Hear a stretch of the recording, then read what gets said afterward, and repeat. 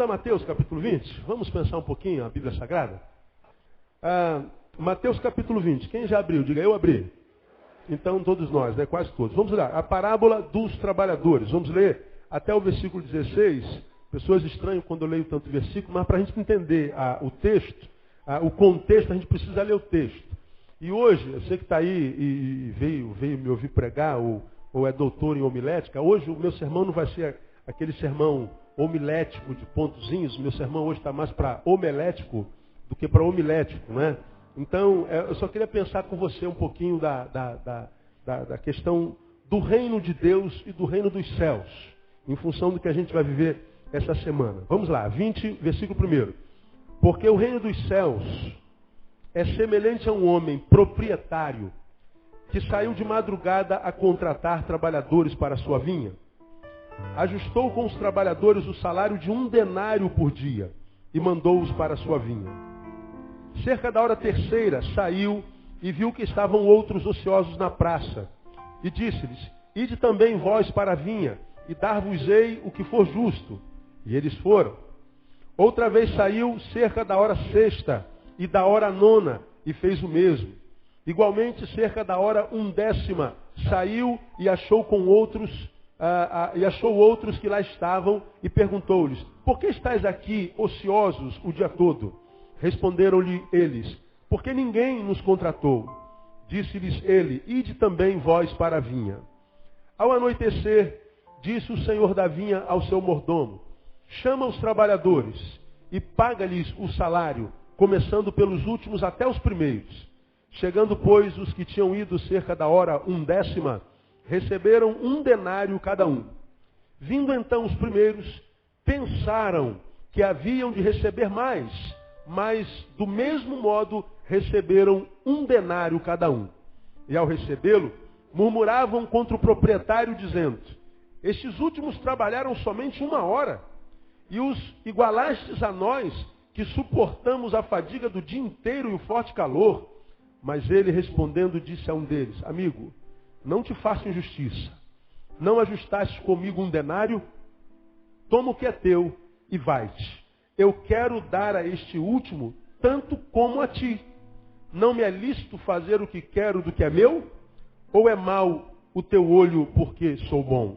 Assim, os últimos serão os primeiros, e os primeiros serão os últimos. Amém, amados? Curva a sua cabeça, Pai. Tu sabes quantos discípulos teus aqui dentro nós temos hoje. Tu sabes para quantos desses teus filhos aqui dentro essa palavra, a tua palavra vale muito. Mas, ó Deus, carecemos que a tua palavra não seja explicada. Carecemos muitas vezes porque não conseguimos entender sozinho o que lemos. Portanto, dá-nos entendimento nessa noite. Que nenhum de nós aqui nesse lugar saia sem ter entendido a tua palavra e entendendo-a, crescido através dela. Ajuda-nos a entender o que tu tens para nós nessa noite. Nós pedimos que assim seja no nome de Jesus. Amém e amém. Pode sentar. Porque o reino dos céus é semelhante a um proprietário que saiu de madrugada a contratar trabalhadores para a sua vinha. Durante muito tempo, Jesus tentou explicar o que era o reino dos céus através de parábola. Porque o reino dos céus, o reino de Deus, não é tão simples de entender mesmo não. Nem nós, até hoje, entendemos o que é o reino dos céus. De um lado você vê Jesus falando assim, o reino de Deus é semelhante a um trabalhador que saiu de madrugada a procurar trabalhador para a sua seara, para a sua vinha. Do outro lado, Jesus fala assim, porque o reino de Deus está dentro de vós. Ora, como é que o reino de Deus pode estar dentro de mim e esse reino que está dentro de mim é semelhante a um trabalhador que saiu de madrugada para contratar empregados para trabalhar na sua lavoura? O reino está fora, é semelhante a um dia de trabalho ou ele está dentro de mim? O reino de Deus é meio complicado, não é tão simples assim. A gente precisa pensar o reino de Deus. Nessa noite, eu queria pensar o reino de Deus à luz dessa visão que Jesus dá quando conta a parábola do trabalhador. E falar em reino de Deus, muitas vezes, traz confusão, porque a gente quase que faz sinônimo entre reino de Deus e religiosidade, religião. A gente, quando pensa alguma coisa de Deus, a gente quase que faz a sinonimização de religião. Religião, Deus, Deus, religião. E na minha concepção, hoje em dia, na maioria dos casos, a maioria das religiões não tem nada a ver com Deus. Você sabe, pregamos sobre isso há algum tempo atrás, pesquisas dizem que quase 90% das guerras que acontecem no planeta hoje são oriundas de religião. Acontecem por cunho religioso. De quase 10 guerras que acontecem no planeta, 9 são de cunho religioso. Quando você liga a sua televisão e vê aquela bagunça toda que acontece no Oriente Médio, naquilo que a gente chama de Terra Santa, que de santa não tem nada, senão só o nome, acontece por causa da religião e das religiões. As 3 grandes religiões do planeta, o judaísmo, o islamismo e o cristianismo, arrogam-se e dizem que Jerusalém é a cidade santa das suas respectivas religiões. E elas estão lá brigando em torno de quem é proprietário de Jerusalém. E as guerras que você vê acontecendo é em função de querer dominar Jerusalém como propriedade da sua própria religião. E aí você vê barbaridades acontecendo, como aconteceu há 2 semanas atrás, aquela briga dos ortodoxos romenos com os ortodoxos de Israel, que aconteceu dentro do Santo Sepulcro. Quem que acompanhou essa reportagem aí? Pau comeu dentro do Santo Sepulcro. Lá onde dizem estar o túmulo onde Jesus foi sepultado, estava um grupo de ortodoxos romenos prestando um culto lá dentro da catacumba de Jesus lá, e tinha um grupo ortodoxo judeu querendo entrar participar do culto, e os romenos dizem, não, aqui você não vai participar, agora o culto é só romeno, é só da nossa religião. E o pessoal ficou lá fora, não, então acaba logo, nós queremos entrar no Santo Sepulcro. O Santo Sepulcro não é só dos ortodoxos romenos, é nosso também, está em Jerusalém. E aí eles forçavam a entrada, os romenos barravam a entrada e a pancadaria comeu, parecia Vasco e Flamengo no dia da derrota do Flamengo. Né? Né? O pau comeu, foi uma barbaridade. A polícia interviu e tu via o pessoal com aquela estola talar santificada dos ortodoxos, com aqueles crucifixos enormes, com aqueles paramentos na cabeça, aqueles elmos lindos, né, que demonstram a sua religiosidade, e um supapando o outro, metendo pau no outro, socando o outro lá, chutando o outro, e a polícia tentando, né, separar, mas a polícia apanhava. Depois quem foi bater foi a polícia bateu em todo mundo, prendeu um monte de monge, foi um escândalo. Dentro do Santo Sepulcro. Hoje alguém diz, Jesus deve estar se revolvendo dentro do túmulo, né? Graças a Deus ele não está mais naquele túmulo, né? Porque se ele estivesse naquele túmulo lá, seria um escândalo. E imagina a leitura que o mundo faz do que é ser cristão. Os pacificadores cristãos, como é que eles se amam? Eles se amam. Olha como eles se beijam, como eles se abraçam, como eles têm essa relação tão epidérmica, né? Eles são tão amados. É o amor de Cristo nos corações deles. E está lá o mundo inteiro, todas as televisões, durante uma semana inteira, mostrando o pau comendo dos cristãos. Religião. Você acompanhou alguns meses atrás a briga dos monges budistas. E viu lá os monges da meditação, da transcendência, da paz interior, também naquela guerra toda, a religião. Os islâmicos nem se fala. Apareceu aí um dos líderes do Islã, agora na televisão, conclamando os do Islã a continuarem a combater os Estados Unidos e a combaterem a Barack Obama. Ou seja, continuem colocando bomba nos corpos. Continuem entrando nos ônibus, explodindo todo mundo. Entrem nos shoppings e mata todo mundo. Quem não é igual a gente é inimigo. A gente não ama ninguém que não seja como nós. Religião. Religião. Por causa dos religiosos, a imagem que a gente vende de Deus e do seu reino é equivocada. Por causa dos mensageiros, o mundo tem rejeitado a mensagem. Quem é que gosta de crente, por exemplo, hoje em dia? Nem eu gosto de crente. Crente é a coisa mais chata, antissocial que acontece. Geralmente o ser mais soberbo que existe. Ele é crente e quem não é crente é ímpio. E quem é ímpio é menor do que ele. E a gente não fala com ímpio. A gente não joga bola com ímpio. A gente não faz parte de comissões onde tem um ímpio. A gente é crente, a gente é de Deus e a gente é santo. Então a gente tem que viver uma vida separada. E a gente que acha que é a separação da qual Jesus fala é separação geográfica, relacional, é separação presencial. Não, Jesus só não teve tempo para entrar na sinagoga. E quando entrou na sinagoga 2 vezes acabou com o culto. Preguei sobre isso semana passada, semana retrasada. Primeira vez ele chutou literalmente o pau da barraca, fizeram do templo feira, ele acabou com o culto. Na outra ele abre Isaías 61, diz: o Espírito do Senhor está sobre mim, porque o Senhor me ungiu para, me ungiu para, me ungiu para. Fecha Isaías assim: hoje se cumpriu essa palavra aos vossos olhos. Expulsaram Jesus da sinagoga, acabou o culto de novo. Aí, como diz Hebreus capítulo 13, ele foi desenvolver o seu ministério fora do portão, fora da cidade. Veio para os que eram seus, mas os seus não o receberam. E ele levanta Paulo, graças a Deus, aos gentios. Que bom que os seus o rejeitaram. Porque se os seus os aceitam, eu estava perdido, porque eu sou gentio, você também. Que bom que ele levantou Paulo. Nós estamos aqui hoje porque Paulo foi levantado como apóstolo aos gentios e pregou o evangelho nos 4 cantos do planeta e chegou aqui na Malé, chegou aqui em Realengo, e eu dou glória a Deus por isso. Quem dá glória a Deus por isso aí, amado? Graças a Paulo. Jesus foi desenvolver o seu ministério fora do portão, que ele falou: dentro do portão não dá, lidar com o religioso não dá. Lidar com a religião não dá. Então Jesus viveu o seu ministério longe da religião. Se deu bem com prostitutas, com ladrão de impostos. Se deu bem com roubadores, com crianças. Só não se deu bem com os religiosos, com os fariseus e os saduceus. Eu acho que o mesmo fenômeno acontece hoje. Da mesma forma como Jesus rejeitou Israel, eu acredito que ele rejeitará essa igreja que está aí no Brasil. Eu acredito que essa igreja institucionalizada será rejeitada. Porque é uma igreja pro forma, uma igreja que tem uma religiosidade no discurso muito tremenda, na aparência, né? Uma religiosidade que nos torna seres humanos feios, antissociais e antipáticos, não é? E que a gente diz: ó, isso é de Deus, é assim que Deus quer que nós sejamos. E aí nós pregamos um Deus que dizemos termos com ele nos encontrado, e esse Deus nos tornou seres humanos feios. Seres humanos que não conseguem se inserir na sociedade enquanto ser humano, transcendendo a ideia da religiosidade e simplesmente mostrando o quanto a fé em Jesus nos transforma num ser humano nota 10.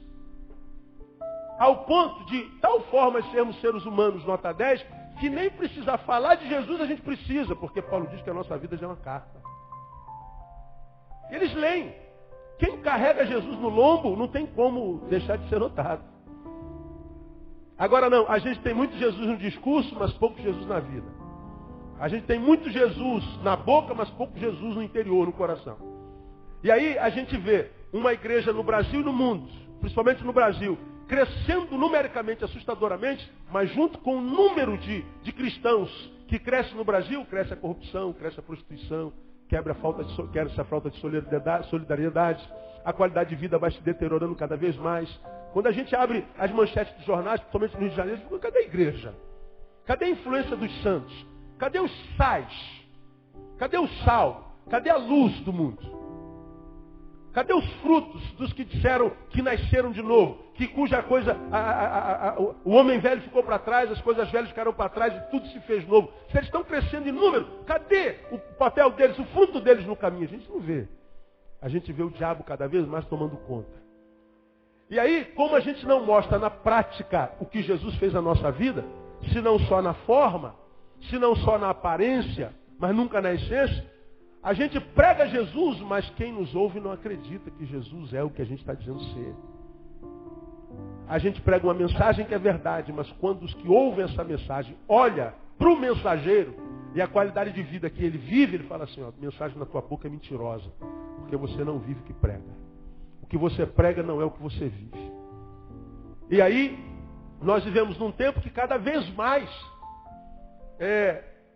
se afasta do que a gente chama de religião, do que é religioso, do que é de Deus. E aí a oportunidade de se pregar o Evangelho tem tido portas fechadas no mundo por causa da qualidade de vida dos que dizem ser evangélicos e mensageiros de Deus. Como preguei de manhã, a Europa hoje já é sociologicamente tida como Europa pós-cristã. Não tem mais cristianismo. Lá é o berço do cristianismo, lá começou tudo. Lá estavam as viagens do apóstolo São Paulo, que passou por aquele continente evangelizando. Lá Cristo plantou a semente do Evangelho, que mandou para a América, e a América mandou aqui para a América Latina. Tudo começou lá. Agora, lá onde tudo começou já não existe mais evangelho. Já é tida como a Europa pós-cristã. Ou seja, o cristianismo passou aqui, não existe mais isso. O que reina é o ateísmo, é o gnosticismo.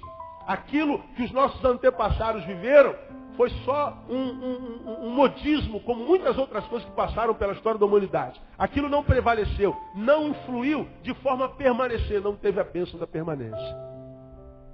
E as gerações que estão nascendo não sabem o que é evangelho, não sabem o que é Jesus. Eu acho que o mesmo fenômeno, se nós não mudarmos, acontecerá na América Latina, porque nós estamos vendo igrejas cheias de gente, mas cheias de gente vazia, que não consegue, ao término de um culto, reter o que no culto Deus liberou pelo seu Espírito Santo. Pessoas que não conseguem transformar o saber bíblico em fruto bíblico. A gente não consegue materializar o evangelho que a gente recebe enquanto palavra. E aí o que acontece? O nosso discurso fica diferente da prática. Como dizem os puritanos ingleses do século XVI, eles dizem, vocês já me ouviram falar muito sobre isso aqui, eles diziam, o que tu fazes fala tão alto que eu não consigo ouvir o que tu dizes. Os teus feitos falam muito mais altos do que as tuas palavras, do que a tua voz. Um mau testemunho, um testemunho daqueles cristãos que brigaram dentro do santo sepulcro, fala mais alto do que 10 anos de mensagem na televisão. O que eles veem em nós tem um peso muito mais poderoso do que o discurso que eles ouvem de nós. Eu prego aqui um sermão de 40, 50, 1 hora. Mas quando você no teu trabalho dá um mau testemunho, aqueles 5 minutos de mau testemunho, desfaz tudo que a gente prega aqui durante 1 hora. Então religião nem sempre tem muito a ver com o reino. Aliás, na minha concepção tem muito pouco a ver. A gente vê as denominações evangélicas agonizando, todas elas, desde a nossa batista até a mais antiga que você puder ver, todas estão agonizando enquanto instituição. E a gente vê as igrejas, os líderes, os pastores, trabalhando para manter viva a denominação. Eu falei, será que vale a pena manter viva alguma denominação? Eu oro para que todas elas acabem. Quem sabe a gente ficar livre para servir ao Senhor e à igreja. Porque as denominações hoje existem para justificar a sua própria existência. Para que a sua denominação existe? Para justificar por que ela existe. E para que ela existe? Para justificar pelo que ela existe. Para que ela existe então? Para justificar a sua própria existência. Ela existe para si, para o seu umbigo. E a gente luta para tentar manter uma instituição que, se existe ou não existe, não muda nada. Nada. De modo que religião e reino de Deus não tem muito a ver. Então, eu queria falar, irmão, sobre reino dos céus. Do que Jesus está falando aqui? O que é o reino dos céus? Vamos tecer algumas considerações sobre o reino dos céus, porque falar sobre o reino religioso é perder tempo. A religião não salva ninguém, a religião não faz bem para a vida de ninguém. Tenho pregado tanto sobre isso aqui. Você agora em janeiro vai começar na sua faculdade, passou na faculdade. E você é um ser humano maravilhoso lá na faculdade, como também na igreja, em qualquer outro lugar. Você vai se encontrar com um monte de seres humanos maravilhosos e um monte de seres humanos que não prestam. Isso é bíblico. Joio e trigo crescem juntos. E a gente não sabe dizer quem é quem. Quem vai separar no dia do juízo é Jesus. De modo que não tem jeito, eles vão crescer juntos. Estão no meio da igreja também. Joio e trigo. Muito trigo que parece joio, muito joio que parece trigo. E a gente não sabe discernir quem é quem. Por isso a gente tem tanta dificuldade de não se decepcionar nas relações humanas e coletivas.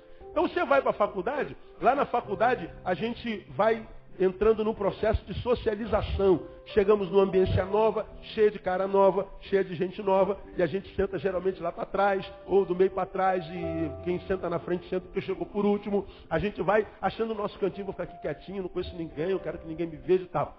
Os dias vão passando, a gente vai começando a achar pessoas com as quais nós temos algumas coisas afins. Mora onde? Pega o mesmo ônibus.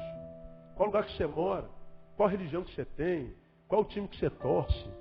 A gente vai achando coisas afins e a gente vai estabelecendo amizades. E quantas vezes você fez amizade com alguém com quem você teve afinidades profundas e se relacionou com ela 1 semana, 2 semanas, 1 mês, até que vocês perguntaram qual a sua religião?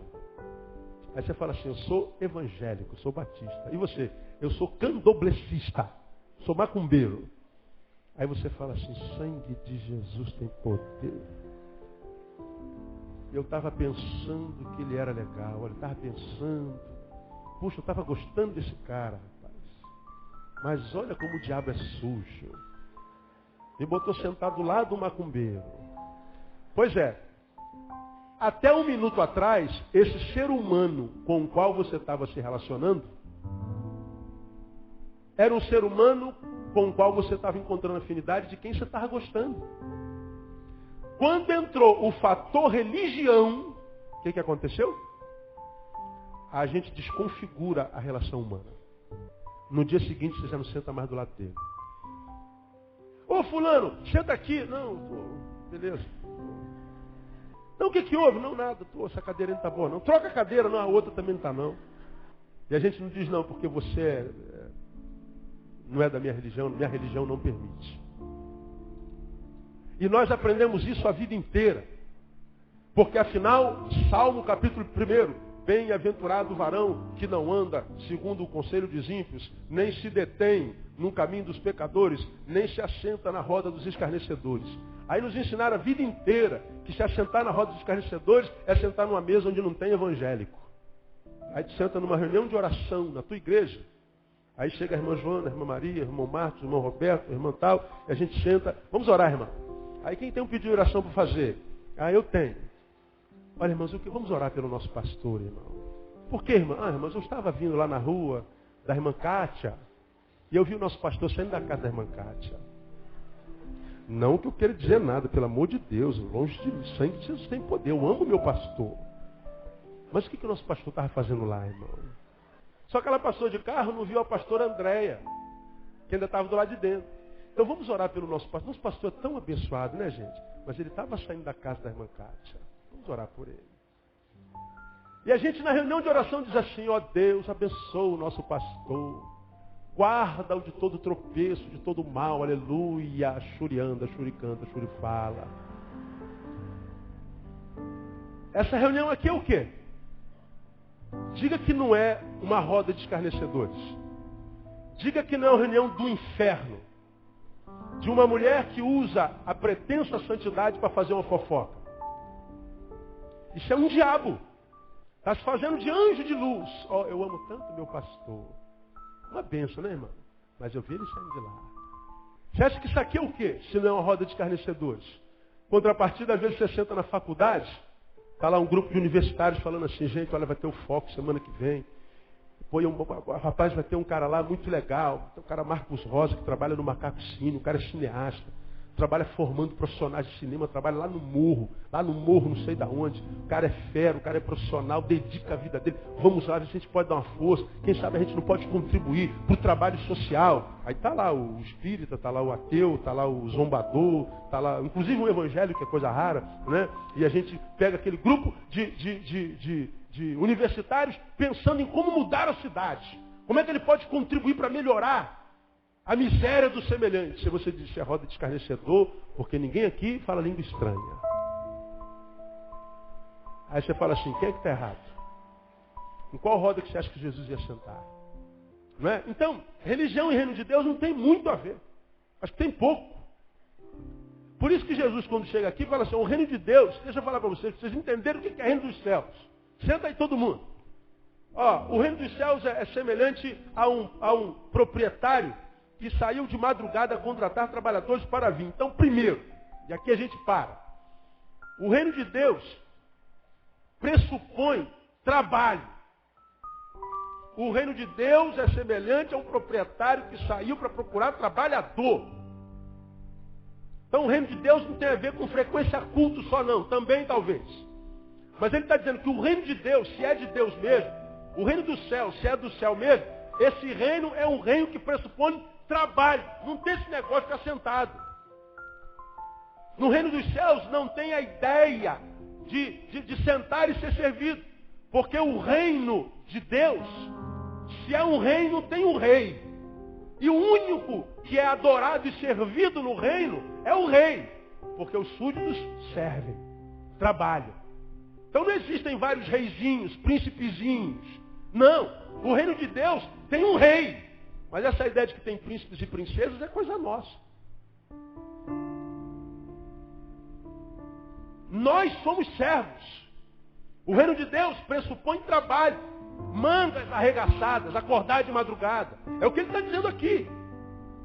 O reino de Deus pressupõe trabalho. O proprietário saiu para contratar trabalhadores. Então, o reino de Deus não tem a ver com aquela imagem que nós temos em mente quando pensamos em férias. Se você fechar os teus olhos, imagina uma pessoa em férias. Uma pessoa em férias. O que vem na sua mente?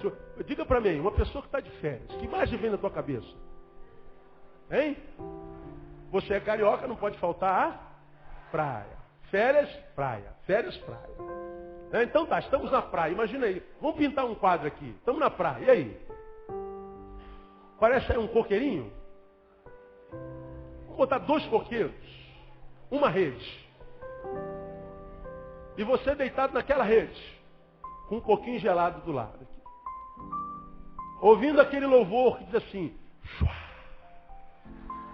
chua. Às vezes, chorar para quê, Jesus? Nada me aborrece. Aí você tem ideia de que o reino de Deus, se eu entrei no reino de Deus, que é poderoso, que é grande, que é maravilhoso, que me selou com o seu Espírito Santo, então dentro desse reino, eu estou em eternas férias.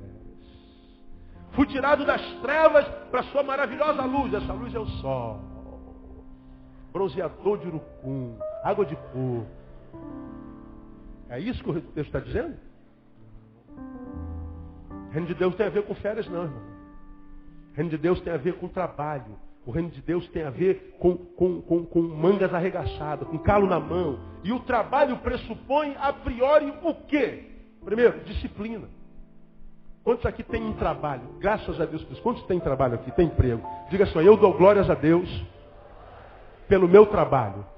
Amém ou não amém, igreja? Seu trabalho é uma bênção, sim ou não? É, pastor, que você não recebe quanto eu recebo, né, pastor? Se eu soubesse quanto é que eu recebesse. Pois é. Coloca o teu emprego. Dispensa teu emprego, você vai ver se não tem 1 milhão de brasileiros querendo tomar o seu lugar. Que queria receber essa desgraça de salário que você recebe. Que daria uma vida para receber essa desgraça de salário. E você muitas vezes maldiz o teu salário, o teu emprego, e não reconhece que com essa desgraça de salário você tem sustentado a sua família há quantos anos? Então o trabalho é sempre uma bênção. Agora o trabalho pressupõe o que? Disciplina. Enquanto você trabalha, tem hora de acordar, hora de comer, hora de sair e até hora de dormir. Nós temos a nossa vida regradinha. Você está aqui e entra na igreja pela primeira vez. Tem gente que chega assim, chega na igreja, vem conhecer a igreja, senta lá no fundo, aí senta lá e fala, que hora que termina o culto aqui, irmão? Nem começou, ele já está perguntando que hora que termina. Porque ele está preocupado com o horário de acordar amanhã. Alguns de vocês acordam antes das 4 horas da manhã. Tem alguém aqui que acorda antes das 4? Só tem doutor aqui, não tem um peão lá, graças a Deus. Né? Com muito orgulho, né, Marcelo? Com muito orgulho. Afinal, a Vaninha está bonitinha daquele jeito, por quê, né, filho? Pois é, porque você acorda de madrugada. Então tem horário de acordar durante 30 anos, hora de almoçar. Você almoça naquele horário todo dia. Disciplina. Trabalho pressupõe disciplina. Por que muita gente que se aposenta, entra em depressão? Por que o índice de morte nos primeiros anos, primeiros meses de aposentados é grande? Por causa da depressão que toma aquela pessoa que durante 30, 35 anos trabalhou disciplinarmente, regradamente. Quando ele se aposenta, ele não tem mais hora para acordar, não tem hora para comer, não tem hora para dormir. Ele já não tem como manter aquela disciplina obrigatória. A pessoa acaba se sentindo inútil e acaba morrendo, acaba entrando em depressão. Porque a aposentadoria de um lado pode ser uma bênção, do outro pode ser uma desgraça. Porque aposentar é se retirar aos aposentos. Olha, você agora se retira dos seus aposentos. Pode deixar a tua vida social, pode largar tudo para o teu barraco. Complicado na vida de muitos. Então, trabalho pressupõe disciplina. Trabalho pressupõe cansaço. A gente cansa quando trabalha. Trabalho pressupõe perigo. Porque você sai de madrugada, corre perigo. Dependendo do teu trabalho, muito perigoso o teu trabalho. Quando você volta, trabalho, eu não sei o que você faz na vida, mas trabalho pressupõe perigo. Porque você tem que deixar a tua casa, o teu aconchego, o teu forte, o teu castelo. E você vai para a rua todo dia. Alguns chegam em altas horas da madrugada. Tem trabalhos extremamente perigosos. Trabalho pressupõe perigo. Trabalho pressupõe impossibilidades. Por que trabalho pressupõe impossibilidade? Porque quando você está trabalhando, as horas do dia não te pertencem. Você as vendeu para o teu patrão. Portanto, você não pode sair a qualquer hora quando a tua esposa quer, quando o teu marido quer, quando o teu amigo quer. Porque você está impossibilitado disso, porque trabalha. Olha que coisa interessante. Reino de Deus tem a ver com trabalho. Trabalho pressupõe disciplina, cansaço, perigo e até impossibilidade. Então, a ideia que muitas vezes temos de que estar no reino é só vitória.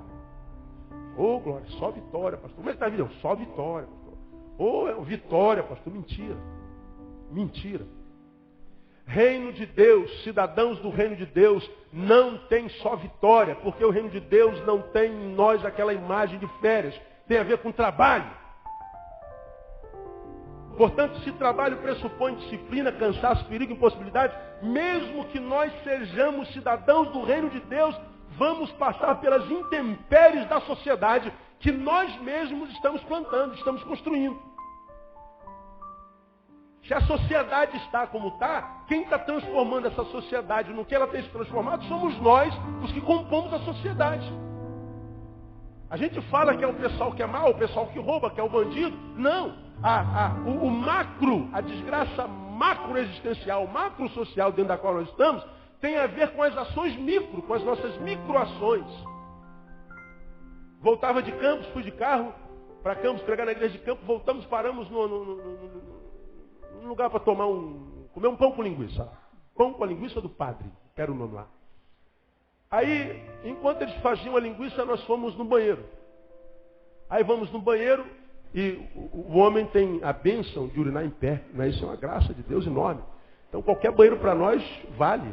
Pode sujar o que quiser ali, que a gente não senta mesmo. Mas meu Deus, por que nós homens, por exemplo, quando vamos ao banheiro, não levantamos a tampa para urinar?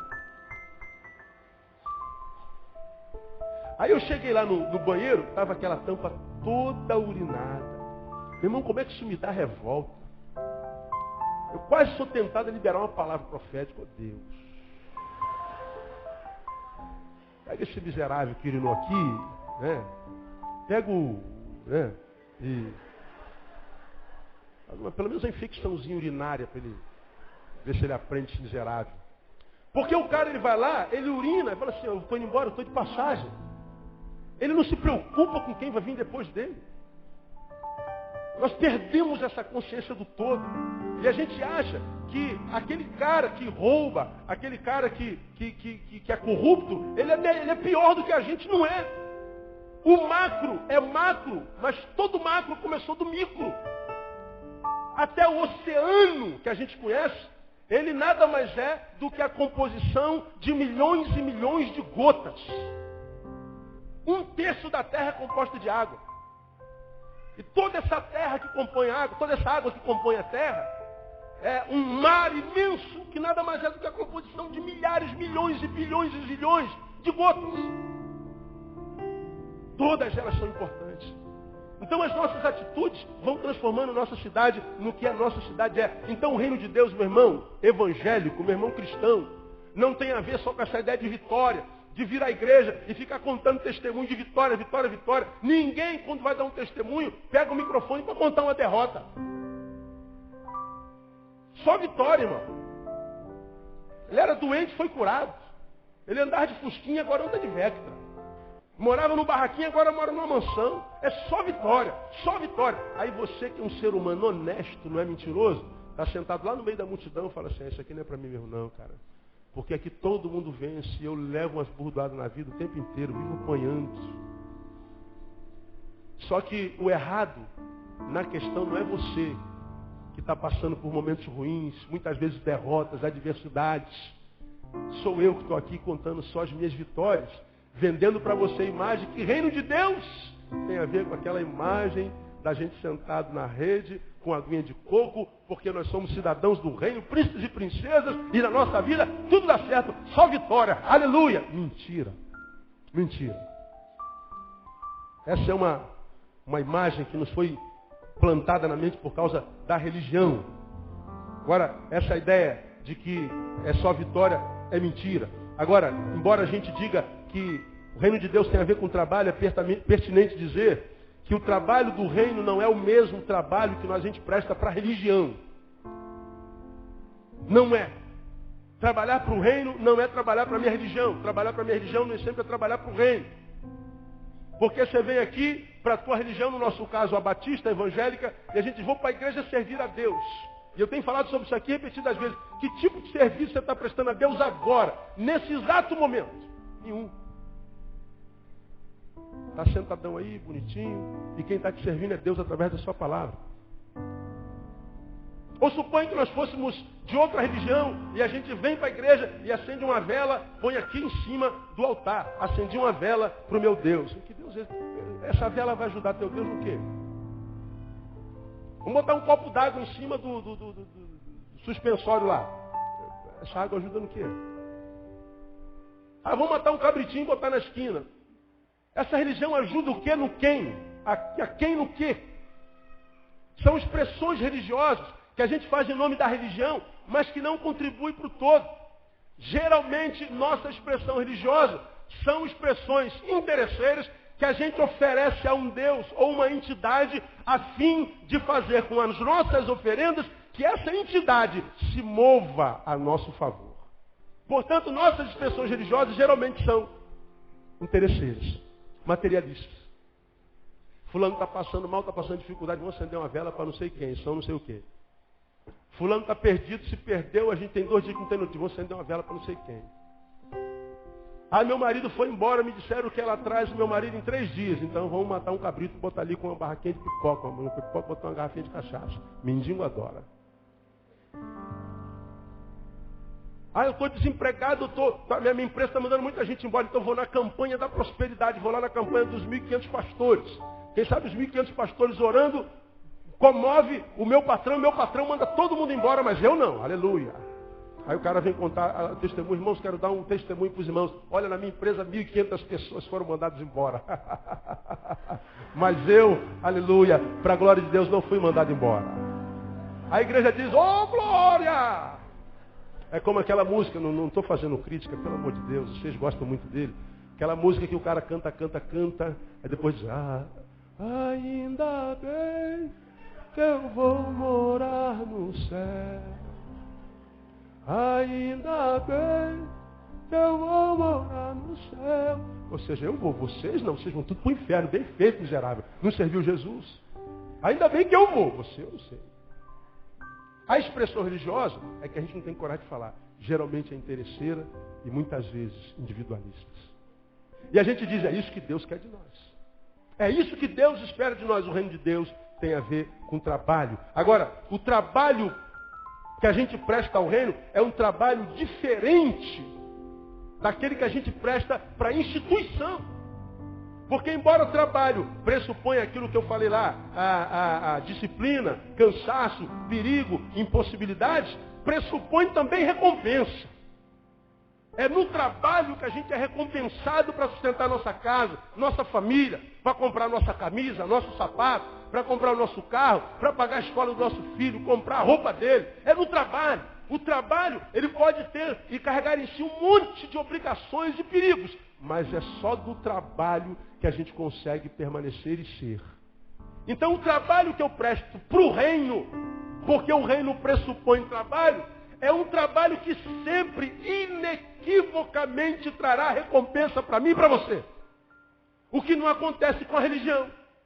Quantos de vocês não foram tão consagrados à sua religião, buscaram tanto a Deus através da religião, se dedicaram tanto à sua religião, à sua igreja, e está aí, ó, como você está em depressão, infeliz, tendo que viver uma vida mentirosa. Todo mundo que te conhece fala assim, olha que homem feliz, olha que cara ferão, que mulher maravilhosa, que coisa linda, mas você sabe que você é uma farsa.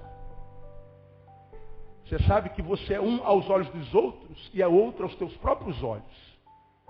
Você sabe que a imagem que fazem de você do lado de fora, nada tem a ver com aquilo que você é de fato do lado de dentro. Aí a nossa sociedade investe na aparência. Vamos ficar gostosas. Vamos malhar. Vamos ficar bonitos para que eles nos invejem. Por que a gente investe tanto do lado de fora? Porque do lado de dentro a nossa sociedade está morta. E a nossa sociedade nada mais é a sociedade que compõe o país chamado Brasil.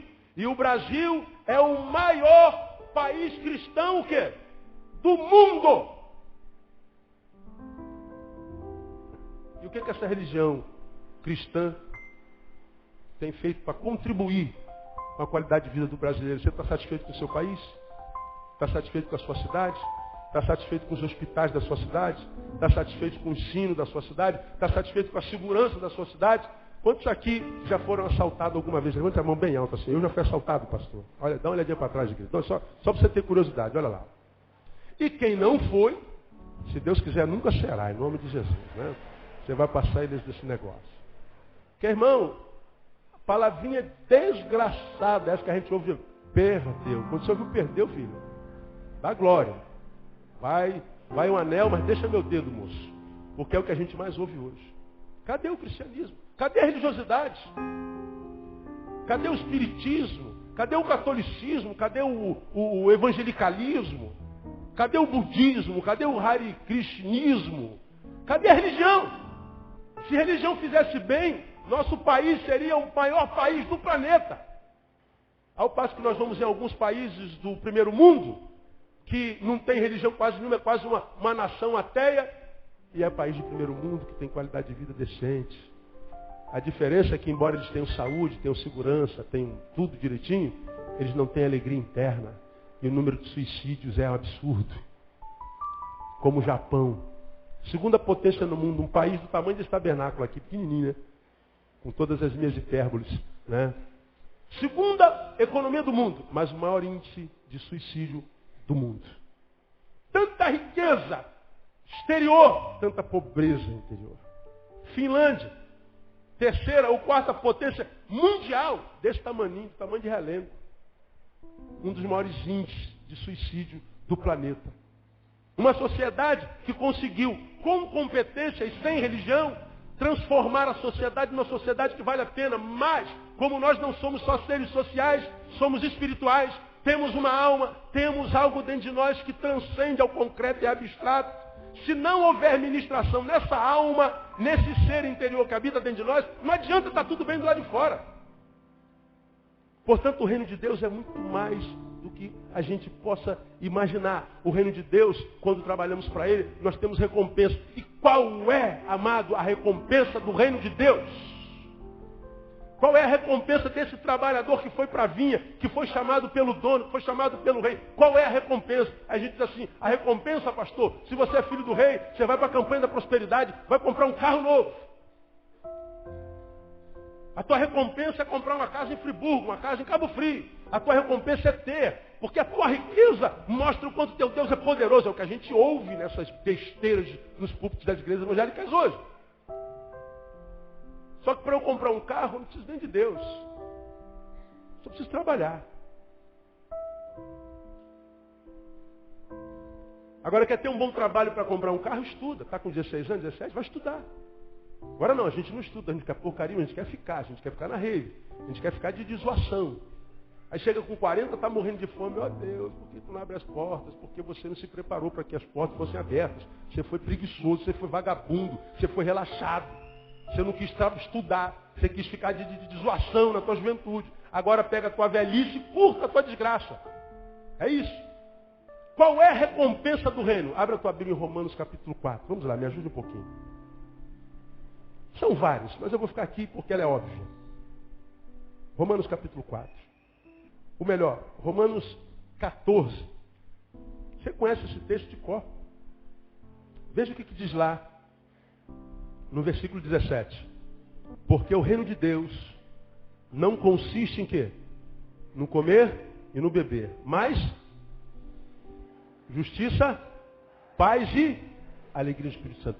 Diga, o reino de Deus não consiste no beber e no comer. Portanto, olha para mim aqui, em coisas abstratas. Coisas concretas, melhor dizendo. Coisas carnais, materiais. O reino de Deus não consiste naquilo que a gente possui de lá de fora. O reino de Deus consiste em quê? Diga comigo, justiça, paz e alegria no Espírito Santo. Quanto é que custa a paz para você? Tem preço? Quanto é que custa a justiça para você? Tem preço? Não.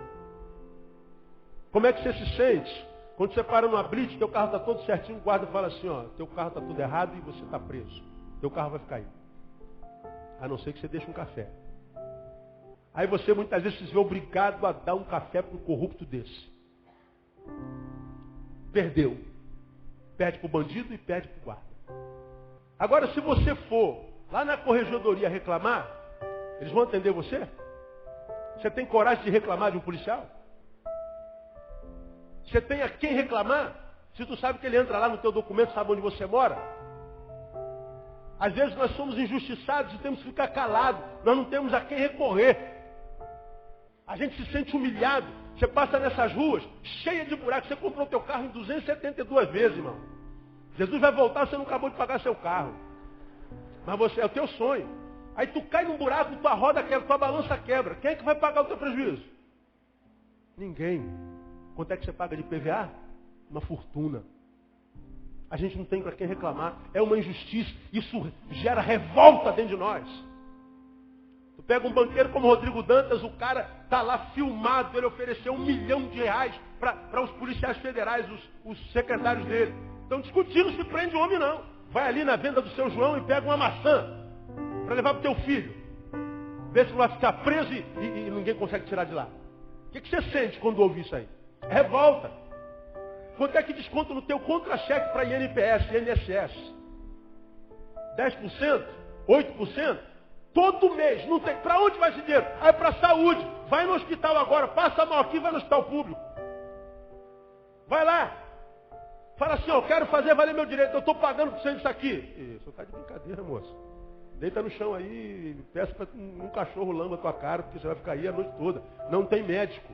Cadê os médicos? Injustiça. Isso gera o que dentro de nós? Isso que acontece lá de fora gera revolta. Sabe o que acontece? Não existe mais nesse país o que a gente chama de patriotismo. Foi o tempo em que tu ouvia nas Olimpíadas a música brasileira, meu irmão, quando tocava. Rapaz, eu não sei se aconteceu contigo. Eu me arrepiava da planta dos pés alto da cabeça. Meu Deus, é o hino brasileiro. Agora hoje o hino do Brasil toca. Quantos de vocês sabem cantar o hino nacional? Para quê? Para que cantar?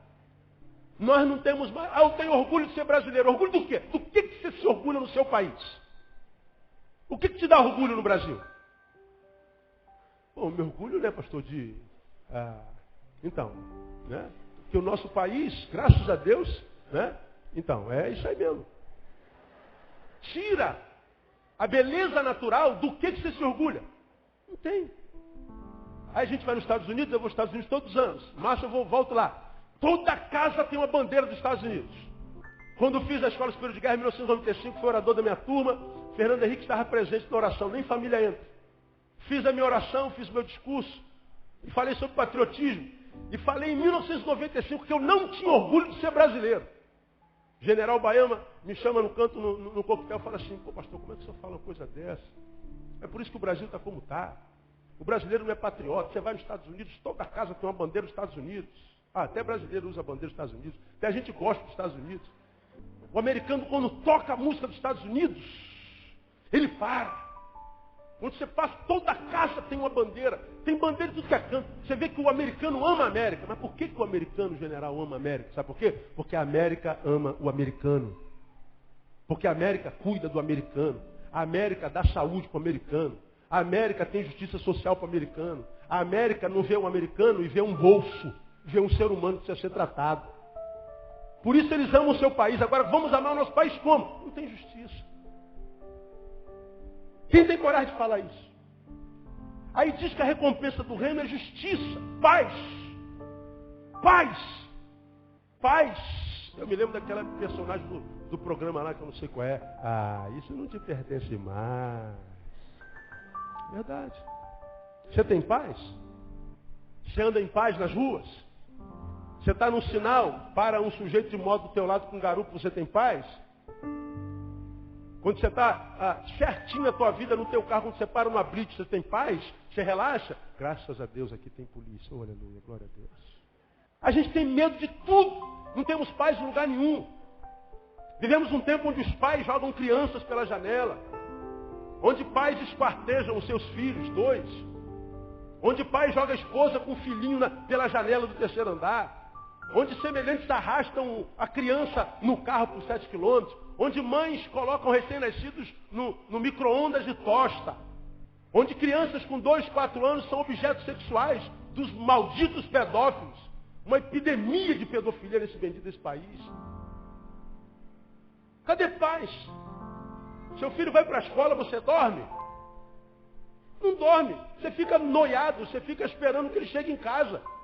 A gente não tem paz, alegria. Como é que vai ter alegria com paz? Mas a Bíblia diz que quando nós servimos ao reino, esse reino nos abençoará, nos recompensará com justiça, paz e alegria no Espírito Santo. E a Bíblia diz que a alegria do Senhor é a nossa força.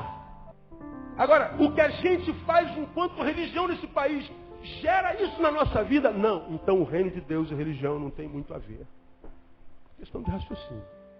Pastor, pelo amor de Deus, que tipo de trabalho a gente então presta ao reino de Deus? Vou mostrar para vocês aqui bem rapidinho. O primeiro trabalho que a gente pode prestar a Deus, Mateus 16, 24. Volta lá um pouquinho. Você conhece de có e salteado. Mateus 16, 24. Palavra de Jesus. Então disse Jesus aos seus discípulos, leia comigo. Se alguém quer vir após mim, negue-se a si mesmo. Tome a sua cruz e siga-me. O que Jesus está ensinando aqui? Eu não estou nada interessado com que vocês me sigam. Eu coloco logo 2 empecilhos para quem pretende me seguir. Porque eu não quero ter só seguidores, eu não quero encher minha igreja. Agora, se você quer me seguir, você tem que transpor algumas etapas. Primeira delas, negar-se a si mesmo. Consegui? Então toma a tua cruz. Pegou a tua cruz? Então agora você me segue. Porque se você me seguir sem se negar, vai me seguir à toa. Vai servir um Deus todo-poderoso como eu e vai viver uma vida desgraçada como a tua. Vai me seguir sem se negar, tudo no que você se transformará nunca será um discípulo, mas um membro de uma seita, de uma religião. Agora, vida na tua vida, jamais. Você vai mudar o exterior, vai mudar a roupa. Você vai mudar a linguagem. De bom dia vai falar paz do Senhor. Só isso. Vai mudar o lugar onde você cultua. Mas vida na tua vida, fonte de água-vida fluindo no teu interior, jamais. Então, o primeiro serviço que a gente presta para um reino é o negarmos a nós mesmos. E o que é isso? É a negação do meu eu egoísta, do meu eu doentio, do meu eu que não conhece o discurso do nós. Um eu que tem um valor tríplice. Para o eu egoísta, ele só reconhece 3 coisas. Primeiro eu, segundo eu, terceiro, eu também. É o discurso. Como diria Caetano, é que o Narciso não gosta de nada que não seja espelho. Quando ele se transforma num ser na sociedade ele não reconhece nada que não seja ele. É o eu egoísta.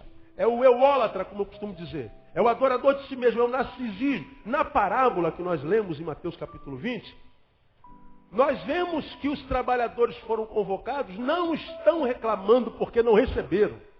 Eles não estão reclamando porque receberam de menos. Não.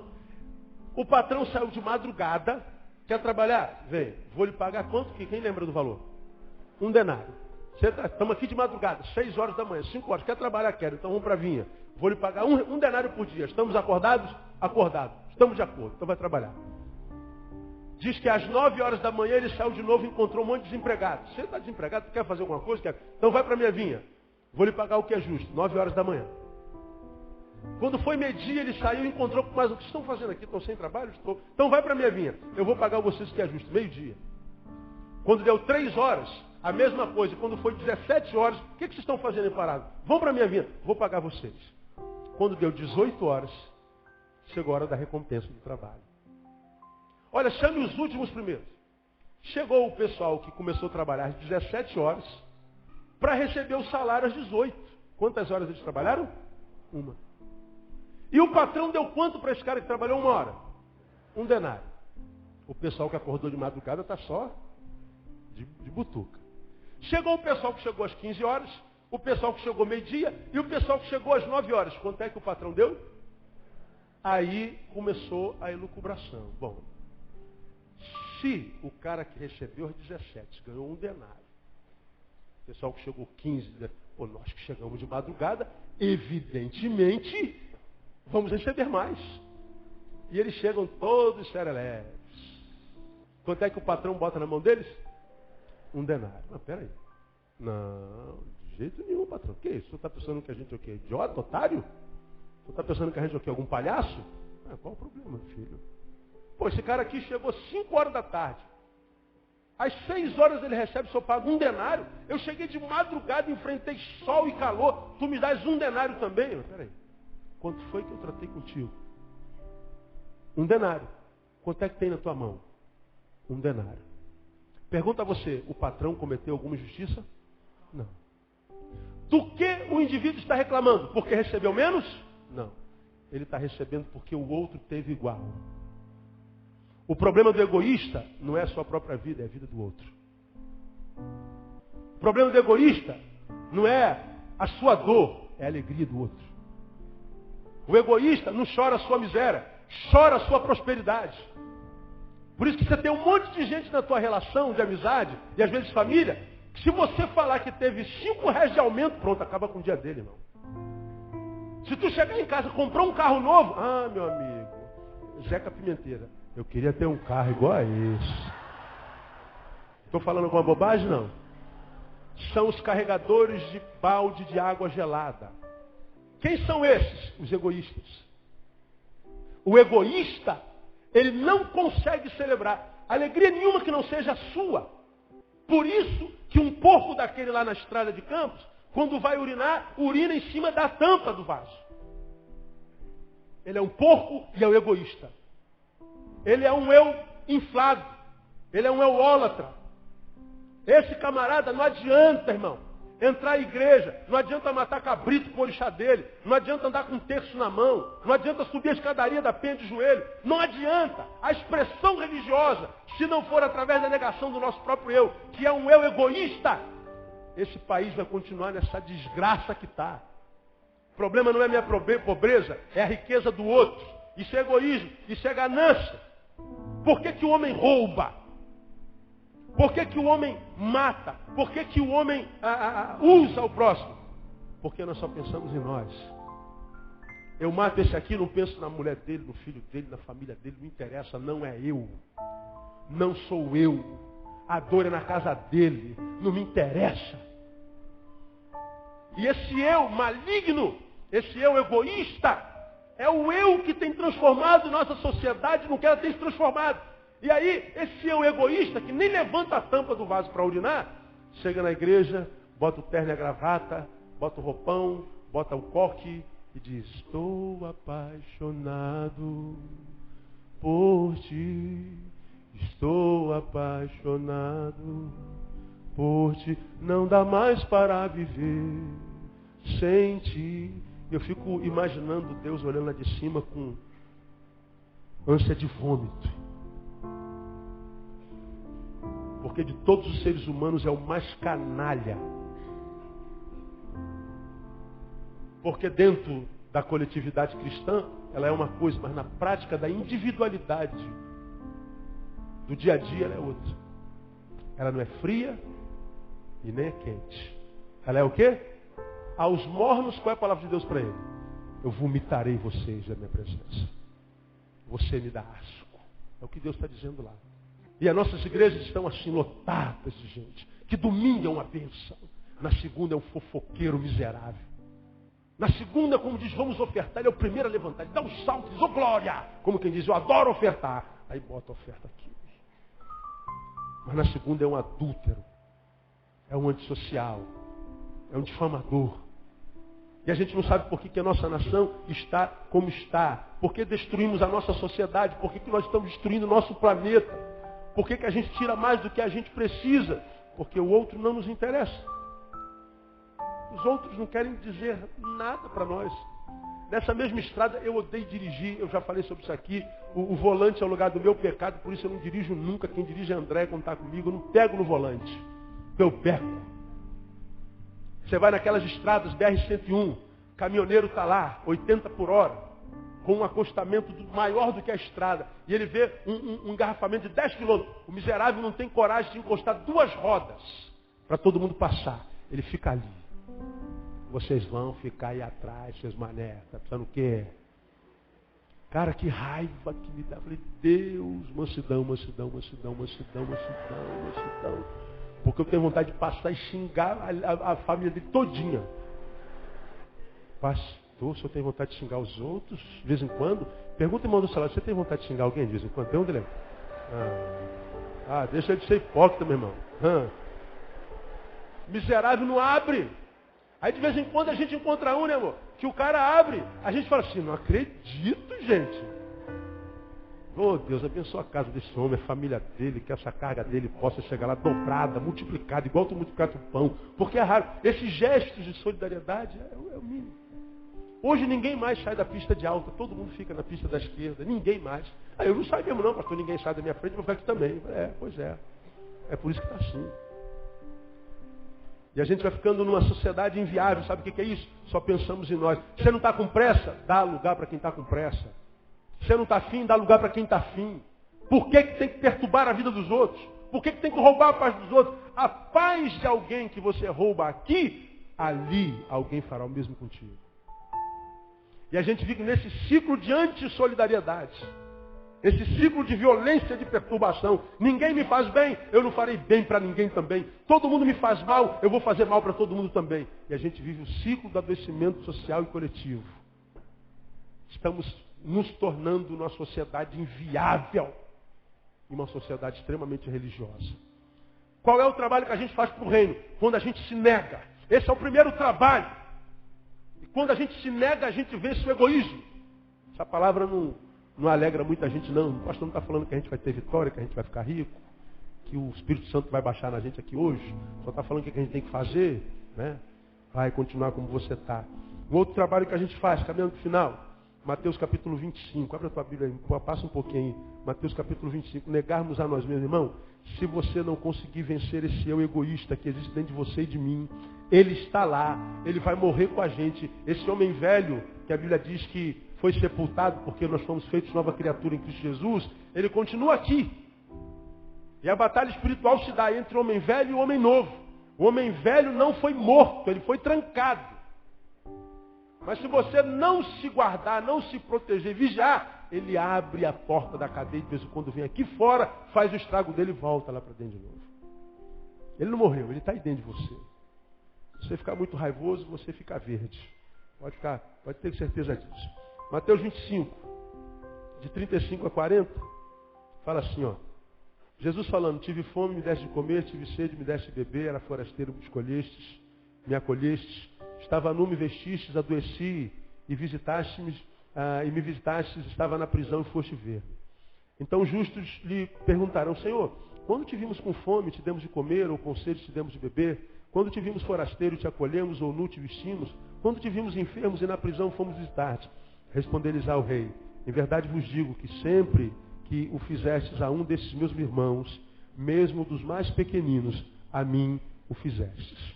Para estes, volta para o versículo 34, Jesus dirá, então dirá o rei aos que estiverem à sua direita, vinde, benditos de meu Pai, e possuí por herança o reino que vos está preparado desde quando? Desde a fundação do mundo. Possuí por herança o quê? Reino. Qual reino? O reino dos céus. Quem é que possui por herança o reino do céu? Aquele que ao nu vestiu, ao que o enfermo visitou, ao que teve sede deu água, ao que teve fome deu pão. Porque ele diz, quando vocês fizerem a qualquer um desses meus irmãos, ou a qualquer um desses pequeninos, a mim vocês estão fazendo. Qual é o trabalho que a gente faz para o reino? É o evoluirmos até que a solidariedade seja o nosso estigma. Evoluirmos ao ponto de tornarmos seres humanos cuja solidariedade seja o nosso estigma. Vencer o eu. Vê se você consegue gravar o que eu vou te falar aqui, porque eu anotei isso aqui. Negar o eu é vencer o egoísmo. Vencer o egoísmo é trilhar o caminho que conduz à humanidade saudável. E a humanidade saudável tem como estigma a solidariedade. Solidariedade é a evolução do eu para o nós. Este é o caminho de Jesus. Eu vou repetir. Negar o eu é vencer o egoísmo. Repita após mim. Negar o eu é vencer o egoísmo. Vencer o egoísmo é trilhar o caminho que conduz à humanidade saudável. E a humanidade saudável tem como estigma a solidariedade. Solidariedade é a evolução do eu para o nós. Isso é evangelho. Uns aos outros. A pergunta que eu faço para você, que é religioso, é batista, é assembleiano, metodista, presbiteriano, que vive julgando a igreja dos outros, a vida dos outros, o pastor dos outros, se acha mais crente que todo mundo, que a igreja é a melhor de todas. A pergunta que a gente faz é a seguinte: você hoje é bênção na vida de quem? Quem é que você abençoa? Qual o testemunho que você pode pegar alguém e falar assim: fala o que eu fiz na sua vida, o que eu sou na sua vida? Porque preocuparmos com outros é ser marcado pela solidariedade. A solidariedade é a marca da humanidade saudável. O ser solidário e ser humano saudável, quando ele vai urinar naquele vaso, ele fala assim: poxa, eu não vou usar o vaso, não preciso sentar. Mas alguém depois de mim vem, então eu vou levantar a tampa para que o meu próximo não tenha que sentar num lugar sujo como esse aqui. É difícil fazer isso, irmão. É difícil você que não está com pressa, está curtindo aquele louvor. O Espírito Santo te visitou dentro do carro, cara. Você está ouvindo aquele louvor. Você está ali cheio de Espírito Santo, chorando, rindo, no trânsito. Aí tu desliga, cara. Caraca, esse lugar está cheio da glória de Deus. Pô, não está afim? Encosta teu carro aqui no canto. Deixa os outros passar. É difícil fazer isso. É difícil pegar o teu lixo e não jogar pela janela. Botar um saquinho de lixo dentro do teu carro. É difícil você fazer os micros trabalhos que te competem enquanto indivíduo, para que no somatório do trabalho de todos os indivíduos nós temos um macro trabalho que transforma a nossa sociedade numa sociedade viável. É difícil isso? É para quem não é gente. É para quem é gente da forma errada. É gente que só tem religião, mas não é gente. É gente da forma errada. E a missão de Jesus é transformar a gente em gente como gente tem que ser. Porque enquanto a gente só pensa na gente, a gente é gente da forma errada. A gente sabe que é gente da forma certa quando a gente olha para o semelhante e diz assim: é um igual a mim. E precisa ser respeitado. Porque enquanto você destrói planta, enquanto você cava buraco, enquanto você explora, enquanto você destrói, quebra tudo! Ó, a linguagem dessa geração. A gente é gente da forma errada.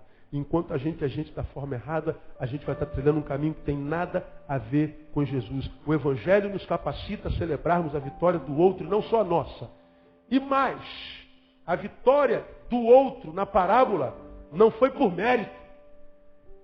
Camarada chegou 9 horas da manhã, meio-dia, 15 horas, 17 horas, recebeu o mesmo salário do cara que recebeu começou a trabalhar de madrugada. O espírito de solidariedade, porque ama o próximo, fala assim: rapaz, como é que esse cara é gente boa, esse patrão cara, esse cara não existe, ele é muito bom, meu. Veja, ele me pagou o que é justo, o cara não merece o que ele está recebendo, mas esse dono dessa propriedade é tão justo que está pagando a ele o mesmo que pagou para mim. Quem acordou de madrugada recebeu o que merecia, sim ou não? Porque foi acordado.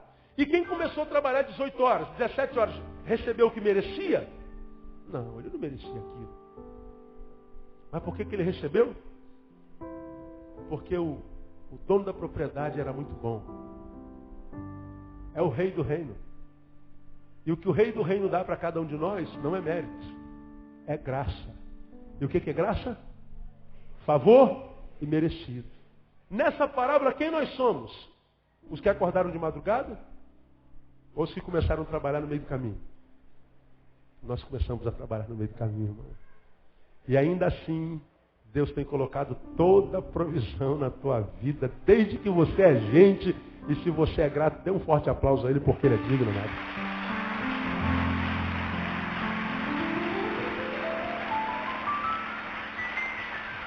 Evoluirmos até que a solidariedade seja o nosso estigma. Termino. Qual outro trabalho que a gente faz para o reino? Efésios capítulo 5. Terminei. 5:18. E não vos embriagueis com vinho, no qual há devassidão, mas enchei-vos do Espírito. Como? Falando entre vós em salmos, hinos e cânticos espirituais, cantando e salmodiando ao Senhor no vosso coração, sempre dando graças por tudo a Deus o Pai, em nome de nosso Senhor Jesus Cristo, sujeitando-vos uns aos outros no temor de Cristo. O que isso está dizendo para nós? Trabalhar para o reino é investirmos na busca incessante da bênção. Mas de que bênção que eu estou falando? Da bênção da continuidade. Da bênção da longevidade. Não é da bênção do carro novo. Não é da bênção do ter, do realizar, do conquistar. Como preguei alguns domingos atrás aqui, a gente vem para a igreja achando que o reino de Deus tem a ver com férias de se dar bem. E eu falei, o cara chega aqui com um fusquinho, murmurando do fusquinho. Esse fusquinho é uma desgraça, pastor, isso é minha cruz. A desgraça veio do inferno para a minha vida. Esse carro, pelo amor de Deus, é uma desgraça. Você vem mal dizendo seu fusquinho. Ah, fusquinho é todo mundo que vem para a igreja. Mas, irmãos, eu tinha um fusquinho, eu estou com um Fusion. Ó, irmãos, eu tinha uma Brasília amarela. Agora eu estou com, sei lá, esse carro que você ia falar aí. Aí eu estou sem esse carro miserável. Agora, graças a Deus, aleluia, eu prosperei. Aí o cara tá, como eu falei lá naquele sermão, o cara estava indo para o inferno de fusquinha. Agora está indo para o inferno de Ford Fusion. Chega mais rápido. Mudou o que na vida desse cara? Aí eu vim porque eu ouvi dizer que o nome dele é Jeová Rafá. E eu estou com câncer. Ele estava indo para o inferno de câncer. Com câncer. Deus o cura. Ele está indo para o inferno saudável. Mudou o quê? Não está na bênção material. A glória está em estar dentro de um fusquinha, se é isso que você tem na vida, e falar assim, eu louvo a Deus, porque eu tenho esse fusquinha. Eu estou com câncer e estou com risco de morrer. Mas se eu morrer, eu sei que foi da vontade de Deus. É dizer como Jó, o Senhor o deu, o Senhor o tomou. Bendito seja o nome do Senhor. O abençoado não é quem tem, é aquele que se caso perca, ainda assim, não se diminui, não se mediocriza. É aquele cuja alegria independe dos estímulos exteriores. Porque senão nós seremos os camaradas que acordamos de madrugada. Vou ficar surtado com a vitória de todos. Ele não merece, mas tem. Eu tinha que ter mais do que ele, não tenho. Sofre mais por causa do outro, por causa de si mesmo. É a marca da nossa geração. Agora, quando você, irmão, é introduzido no reino de Deus mesmo, você não vai se preocupar com a vida dos outros. Os outros serão só os outros. O que eles falam a teu respeito não interessa. O que eles ganham, o que deixam de ganhar não te interessa. Se o que eles fazem está certo, não está certo, não te interessa também. Você vai viver a sua vida no nome de Jesus, na alegria do Espírito Santo. Por isso ele diz, não vos embriagueis com vinho, mas enchei-vos do Espírito. Essa palavra enchei, lá no original, lá no sentido etimológico, é um verbo que está no tempo presente no sentido progressivo, na linguagem grega. Literalmente a tradução seria, ide-vos enchendo. Enchendo é gerúndio, é ato contínuo. Enchei-vos do Espírito é enchendo-vos do Espírito. Vão se enchendo todo dia. Que esse processo espiritual, que foi inaugurado pela palavra que gerou fé no teu coração, ele possa ser um processo que inicia-se na sua vida, mas que nunca termina na sua vida. Que ele seja um processo contínuo, ininterrupto e duradouro. Isso é a bênção da longevidade. É se encher o tempo inteiro. É um crescendo o tempo inteiro. Agora o que a gente encontra? A gente encontra com um monte de crentes cheios de óleo. Amanhã está na vala. Carcomido pela tristeza, pela depressão, pela derrota. Decepcionado com Deus, decepcionado com o mundo, decepcionado com o pastor. Aí daqui a pouco ele tem outra bombada do Espírito Santo, ele volta. Aí bota terno, gravata, não raspa a perna, bota coque. E ele então vem, aleluia, e expulsa demônio de todo mundo. E ele está com poder, com óleo danado. E a gente fica, adorador extravagante. E ele corre igual uma águia adorando o Senhor. Bota a bandeira de Israel no lombo. E ele bota o quipá, toca o chofar, o chifre de boi. Bom, quanta unção. Aí daqui a pouquinho ele aparece na igreja com a cabeça baixa. Como é que tá, irmão? Né, pastor? A família não vai bem, não. Mandado embora, meu carro foi roubado, chutei a pedra, caí, ralei o joelho. Só a graça, Jesus. Queria que Jesus me levasse. Me mata, Deus. É engraçado, esse cara estava na unção ontem, rapaz. Hoje está aí nessa miséria. Sabe o que acontece com esses crentes? Não tem a bênção da continuidade, da longevidade. Não consegue viver uma vida equilibrada. E quando estão no óleo, o pastor não tem visão, o diácono não tem visão, o fulano não tem visão. Ih, fulano é psicologia pura, vê esse fofoqueiro de merda que tem por aí. Não tem a bênção da longevidade. Aí a gente escuta o tempo, estou voltando, pastor. A casa é sua. A bênção que a gente tem que pedir a Deus é da longevidade. Que é aquela diferente da de Pedro. Senhor, deixe-me andar no mar contigo. Venho, fica à vontade, Pedro. Posso ir, ó? Olha eu aqui, pô. Está vendo alguma prancha embaixo do meu pé, por acaso? Venha. E Pedro foi, né, cheio de... Aleluia. Imagina quando eu der o testemunho na igreja que eu andei sobre as águas. Imagina na vigília do poder, quando eu falar que eu andei nas águas. E ele pisou. Falei, será que encontrou sólido? Ele andou, deu 2 passos. Meu Deus, eu estou andando. Vem, Pedro, fica à vontade, filho.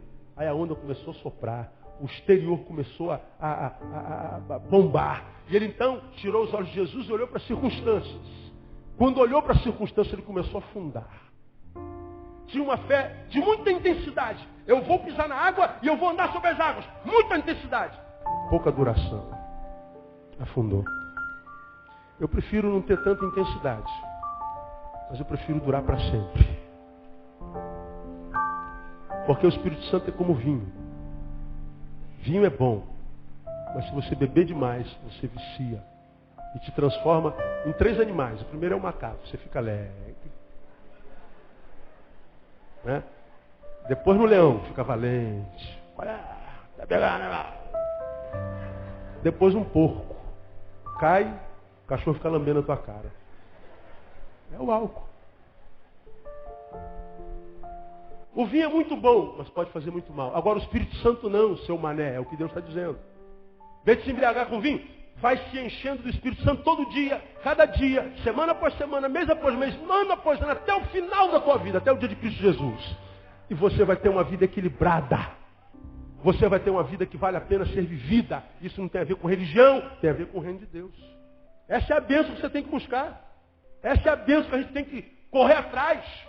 É isso que a gente tem que pedir a Deus para a nossa vida. E como é que a gente se enche do Espírito Santo todo dia, pastor? A Bíblia é muito clara, está lá, versículo 19. Falando entre vós em salmos, hinos e cânticos espirituais. Falando entre o que mesmo? Lê para mim. Vós. Falando entre vós. Isso é comunhão. Isso é a evolução do eu para o nós. Isso é uns aos outros. Comunhão. Agora não. Quando você não vive a vida equilibrada, a vida apertou um pouquinho, você se sente fraco e some da comunhão. O que foi, irmão? Pastor, estou passando por uns problemas aí. Me afastei. Pois é. Agora que você está passando pelos problemas, é que você tinha que estar na comunhão. Ah, mas pastor, eu não sinto vontade. Pois é. Você não é escravo da tua vontade. Você devia ser senhor da tua vontade. Não está com vontade? Venha sem vontade. Porque o Senhor vai honrar a tua força de vontade. O Senhor vai honrar o teu sacrifício. Isso é sacrifício de louvor. E aí a tua vontade volta. Porque quem é aqui que nunca sentiu vontade de chutar o balde e sumir? Eu sinto toda hora, você quer saber. Uma vez que eu venho para a igreja, se pudesse, eu não via gente, ninguém falava comigo, não me toca, nem olha para mim. Agora eu não vou falar isso para vocês sempre, quando eu estou assim, né? Você acha que é fácil lidar com essa multidão todo dia, o dia inteiro, ouvindo problema, o ano inteiro, 365 dias, 200 e-mails por dia, telefone o tempo inteiro, torpedo, problema, você acha que é fácil para um ser humano viver isso? Tem dia que eu não aguento, vai te sumir. Mas outra encarnação, eu vou ser veterinário. Eu não tenho reencarnação, né? Pois é. Agora a gente não compartilha vitórias. Irmãos, se vocês estiverem no Espírito Santo, vocês nunca vão estar desanimados. Vocês nunca vão ter dor de dentes. Vocês vão estar sempre com dinheiro no bolso. Seus filhos vão ser santos. Seu casamento vai ser uma vitória. Mentira, o dele também não é assim. A vida de Jesus não foi mar de rosa, irmão. E Jesus era um pouquinho melhor do que a gente. Jesus teve depressão lá no Getsemane. Deus, por favor, se for possível, afasta de mim esse cálice. E a angústia foi tão profunda que seu Senhor se transformou em sangue. Irmão, como eu já preguei para vocês, eu prefiro muito mais o Jesus homem do que o Jesus Deus. Porque com o homem eu me identifico demais. Aquele Jesus que entra no santuário e bota todo mundo para correr, seu rachado e vibra, seus miseráveis. Vaza daqui, seus miseráveis. Acho que eu meto a mão na cara de vocês. Todo mundo some com raiva de Jesus e com medo. Imagina como é que Jesus estava, irmão. Mas você não pode ficar com raiva. Entendi uma irmãzinha querida aqui que estava morrendo de culpa porque estava sentindo uma dor muito grande porque a mãe dela morreu há 2 meses. Estava procurando um psicólogo. Por quê, filho? Eu não estou conseguindo. 2 meses eu estou chorando a morte da minha mãe. Você acha que isso é errado? Você está sentindo culpa porque você está chorando a morte da sua mãe? Quantas mães você tem na vida? Uma, pastor? Pois é. Tem alguém na tua história que pode substituir uma mãe? Se você estivesse aqui fazendo um culto de ação de graça, eu ia mandar você sumir daqui da minha presença. Você não existe, você é mentirosa. Se você dissesse que você estava curado em 2 meses da morte da mãe, que foi uma mãe como você disse que ela é, você estava doente. Agora, sofra a tua crise em paz. Sinta a dor e não sinta a culpa de sentir dor, porque você é gente, filho. Você vai ser curada já já. Meu pai morreu há 13 anos. E eu lembro do meu pai e meus olhos enchem de lágrimas. Minha voz embarga, tá vendo? Até hoje. Eu sou doente por causa disso. Falei para ela, Jesus chorou a morte de Lázaro, que nem parente era. E era um amigo que ele sabia que ia ressuscitar daqui a alguns dias. Lázaro morreu, Jesus. Jesus chorou. Falei, como? O cara sabe que vai ser ressuscitado daqui a 4 dias. Nem parente é e Jesus está chorando. Jesus chora a morte de um amigo que vai ressuscitar. Você não pode chorar a morte da tua mãe que nunca mais volta. É mesmo, né, pastor? Não é pecado não, pastor. Não, filho, vai chorar em paz. Pega a fralda e chora. Passa a noite chorando. Pastor, vai, irmã. É tempo de chorar. Duvido que ela não saiu para chorar, mas chorar em paz. É difícil isso. Comunhão entre vós. Adoração com salmos, hinos, cânticos espirituais.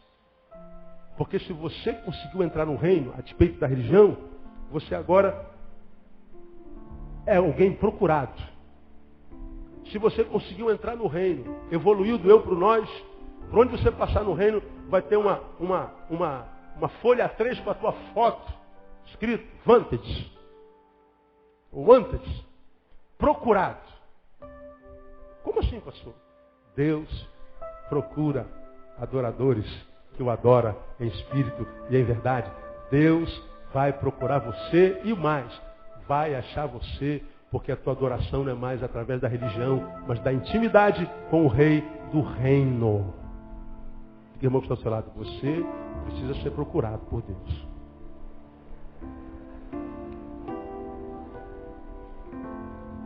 E o versículo 20 diz, dando graças a Deus por tudo. Pois quem se transformou numa pessoa assim, precisa de muito pouco para ser feliz, irmão. Cara, a gente dá graça por tudo, a gente dá graça por tá dor de dente, ó Deus, obrigado que eu tenho um dente para doer. Roubaram o meu carro, obrigado Deus que tem um carro para roubar. Tem gente que nunca entrou num carro. Só tem, mãe, louvado seja Deus pelo disco voador. Tem gente que não come uma semana. Só estou com um par de tênis, graças a Deus, preciso de 2, eu uso um de cada vez. A gente vai dar graças a Deus o tempo inteiro, vai estar andando na rua de chinelo, dá uma topada, como eu já falei aqui, aí vem na boca, afinal, glória a Deus, você tem um pé para dar topada. Aí o diabo fala assim, meu Deus, esse cara é louco, ele dá graça por tudo, meu. Se ele compra um carro, ele dá glória a Deus. Se roubar o carro, ele dá glória a Deus quando está dentro do carro. Ele está com saúde, dá glória a Deus. Ele está doente, ele dá glória a Deus porque ele sabe que vai ser curado. Se ele está alegre, ele dá um culto. Se ele está triste, ele glorifica da mesma forma. Porque ele sabe, porque ele sabe que o choro pode durar uma noite, mas pela manhã vem um cântico de alegria. Dá glória em tudo. De modo que se você dá glória em tudo, o diabo fala assim, não adianta mais tentar esse cara. Que tudo que você faz na vida dele, ele dá um glória. E glória o diabo não suporta. É o reino de Deus. O reino de Deus pressupõe trabalho. E não é o trabalho da religião. É o trabalho do negarmos a nós mesmos, do evoluirmos até a solidariedade de ser nosso estigma, e ao investimento em busca incessante da bênção pela continuidade. Irmão, não se engane com eventos evangélicos que acontecem todos os dias, que assim, tua vida nunca mais será a mesma. Eu ouço isso há 40 anos. Deus tem uma bênção para você. Tem, todo dia. A gente precisa dos eventos para isso não. Se a gente se transforma no cidadão do reino.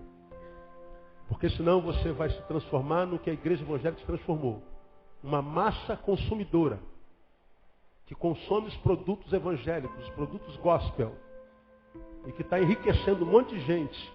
Que vende o que é de Deus com a pretensão de evangelizar o Brasil. Me ofendo quase quando alguém me convida, e você não tem noção de como me convidam para pregar. Pastor, quanto é que qual é o custo para trazer o senhor? Uma passagem e um lugar para eu dormir. Não, mas o custo, quanto é o cachê? Eu não cobro cachê, irmão. Você quer dar uma oferta, fica a teu critério, mas eu não cobro nada. O cara do lado de lá leva um susto. Como não cobra? Todo mundo cobra. A gente cobra 10 mil para pregar. 8 mil, 7 mil. Os pastores que vocês babam na televisão cobram isso. Vocês mandam oferta para lá, eles cobram isso. Compra o produto todo, eles cobram isso aí. Convida para pregar, liga para faz um teste assim, ó. Eu queria falar com o pastor fulano de tal, quem é? Eu sou a pastora tal, sou o pastor tal. Queria convidar o fulano para pregar na minha igreja, você vai ouvir. Manda um e-mail, vai mandar uma ficha, aí faz um monte de pergunta. No meio da pergunta fala assim, quanto é que pretende dar de oferta? Aí bota lá, R$200.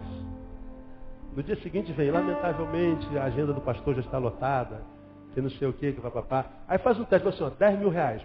Faz um teste. Você vai ver a resposta que vem. Por que a gente manda um e-mail na frente? Para saber se vier mais de um convite no mesmo dia, quem é que dá a oferta maior. Sabe qual é a desculpa? Sabe como é que é, né, pastor? Nós estamos fazendo um trabalho de excelência. Estou criticando? Não, estou falando de uma constatação. Essa palavra que eu estou pregando é minha? Sim ou não? A unção e a sabedoria com a qual eu prego vem de mim mesmo? Não. O povo para quem eu prego é meu? Como é que eu posso cobrar? Digno ao trabalhador do seu salário? Sim. Mas eu não posso cobrar, vou dar uma coisa que não é minha. Ah, pastor, o senhor cobra o seu CD de... você não sabe? Que eu nunca falei, talvez. Esse CD que você compra aqui, não vem um centavo para mim, ele sustenta uma família. Meus CDs no site você baixa MP3. Não vai pagar nada. Baixa e você tem a minha autorização para reproduzir quantas vezes você quiser. Pode piratear tudo. Se alguém falar que é pirataria, fala assim, o autor disse que pode piratear.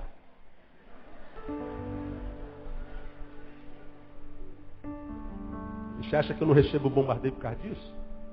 Porque quando a gente serve de graça, a gente denuncia os vendilhões ficam com raiva da gente. De graça recebeste, de graça dai. No reino, tudo é de graça. O cara que começou às 9, às 12, às 15, às 17, não mereciam, mas receberam assim mesmo. Foi gratuito, foi graça. Quando você se tornar um cidadão do reino, você vai ver o que é ser um cidadão do reino.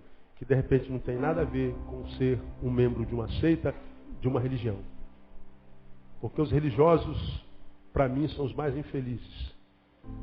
Porque não podem nem mais ser do mundo, mas também não pode ser gente. Porque crente não pode compartilhar fraqueza. Vai ter um mais santo que Jesus que diz, está dando legalidade, irmã. A tristeza do diabo, isso é demônio. Está onde, irmão? Psicólogo? Jesus é o nosso psicólogo. Pois é, Jesus é psicólogo, mas não é ortopedista. Quando você quebra o pé, você é ortopedista. Jesus é psicólogo, mas não é cardiologista. Quando tá com o coração está lá, Jesus, está tremendo aqui. Chama o doutor, o cardiologista. Jesus não cura o coração. Está com astigmatismo, é tudo nublado, como eu vejo. Jesus não é oftalmo, né? Mas psicólogo Jesus é. É uma idiotice só. Religião. Agora quando você entra no reino, irmão, a vida toma sentido. E você vai viver uma vida que é marcada. Porque é a recompensa do rei do reino, que é justiça, paz e alegria no Espírito Santo. Roubar o teu carro, justiça, paz, alegria no Espírito Santo. Ah, meu casamento acabou. Paz, alegria no Espírito Santo. Pastor, estou com nódulo no seio. Paz, alegria, justiça. Pastor, paz, alegria, justiça. E essa paz é aquela da qual Paulo fala. excede a todo entendimento. Podem vir os problemas. A paz diz assim, daqui não saio, daqui ninguém me tira. Foi o Senhor quem me plantou aqui. De modo que você se liberta das circunstâncias. Se o Senhor dá, bendito seja o nome do Senhor. Se o Senhor toma, bendito seja o nome do Senhor. Deu certo, bendito seja o nome do Senhor. Deu tudo errado, louvado seja o nome do Senhor. Ganhei, louvado seja o nome do Senhor. Perdi, louvado seja o nome do Senhor. Porque a paz de Deus está contigo e não abre. Quem tem entendimento, entenda. Quem tem ouvidos, ouça o que o Espírito diz à igreja. Aplauda o Senhor porque Ele é fiel.